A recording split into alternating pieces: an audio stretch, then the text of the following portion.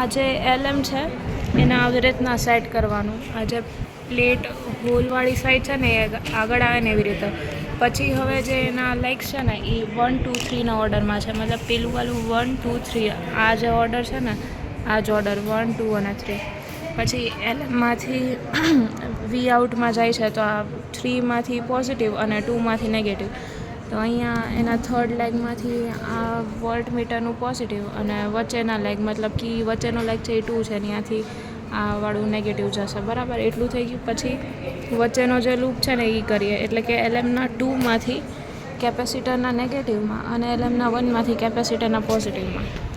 અહીંયા આપણે એવી રીતના કર્યું, LMના 2માંથી કેપેસિટરના પોઝિટિવમાં નેગેટિવમાં અને LMના 1માંથી કેપેસિટરના નેગેટિવમાં.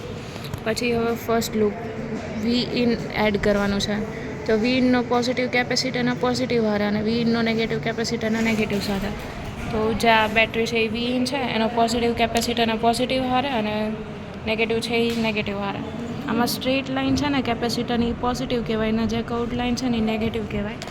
અને કેપેસિટરમાં લોંગ લેગ હોય ને એ પોઝિટિવ હોય અને શોર્ટ લેગ હોય ને એ નેગેટિવ હોય.